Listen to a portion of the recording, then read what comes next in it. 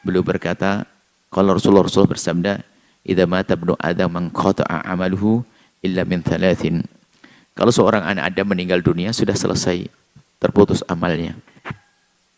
Amalnya sendiri terputus, ya jelas dong, karena sudah nggak bisa sholat lagi, nggak bisa puasa lagi, ya kan? Ini tidak ada hubungannya dengan bagaimana masalah menghadiahkan pahala. Kita pinggirkan dulu. Hadis ini bicara tentang bahwasanya, makanya kamu yang rajin beramal waktu hidup. Sebab apa? Kalau kamu mati, sudah berhenti amalmu. Yang biasa sholat mati, nggak bisa sholat lagi kan?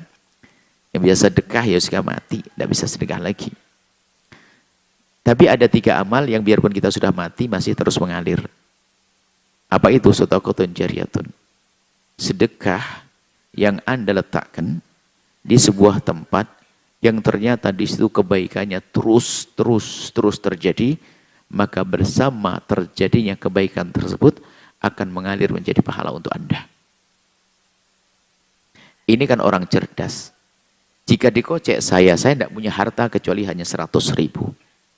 Maka karena duit saya hanya 100.000, saya nggak mungkin bisa berbuat baik, melengkapi semua kebutuhan orang yang merindukannya atau menginginkannya. Banyak lahan kebaikan, fakir miskin ada, orang sakit ada, ini ada, banyak. Kebaikan-kebaikan tuh ada.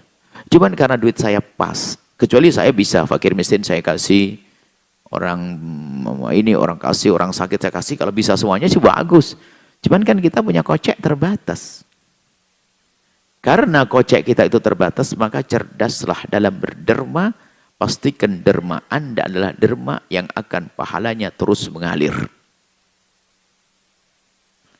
Biarpun kita sudah di alam barzah. Ada shadaqatun jariyah. Shadaqatun jariyatin, shadaqah jariyah itu yang terus mengalir air, mengalir pahalanya. Nah, contohnya seperti apa? Seperti yang sudah Anda lakukan di majelis ini, lihat. Anda membuat pondok pesantren. Kita sudah mati. Semoga panjang umur semuanya. Kalau kita mati nanti, lihat sebanyak anak yang sholat di sini, pahalanya mengalir ke kita. Loh, kita mati, tapi amal masih ada. Makanya terputus semuanya, kecuali kayak begini-begini ini. Loh, karena kita punya andil, punya saham, biarpun sahamnya hanya doa, karena nggak punya apa-apa. Sahamnya dengan pekerjaan di pondok semacam ini. Sahamnya dengan uang yang kita berikan. Loh, kita meninggal, mengalir semuanya. Padahal sudah nggak sholat lagi kita di alam barzah. Tapi pahala sholat terus mengalir. Pahala baca Al-Quran terus mengalir. Karena apa? Ada sedekah yang ia tempatkan, letakkan di tempat yang pahala terus mengalir. Makanya kenapa kok kita gencar membuat program ini? Di samping program di sini, program semacam ini, program yang disenangi Nabi untuk menciptakan warathatul anbiya, pewaris para Nabi. Karena memang pahalanya terus panjang kisahnya. Kita seru untuk buat pondok di sana sini. Karena yang menyelamatkan pondok. Masjid penting, oh iya. Tapi pertanyaan, siapa yang bakal ngisi masjid kalau tidak ada orang belajar? Ilmin atau ilmun yuntafa'u bihi, ilmu yang bermanfaat. Jadi ilmu yang bermanfaat itu kita ajarkan kepada seseorang, orang itu mengamalkan ilmu. Berarti sepanjang orang itu mengamalkan, kita mendapatkan pahala. Dan orang itu mengajarkan banyak orang, wow, luar biasa.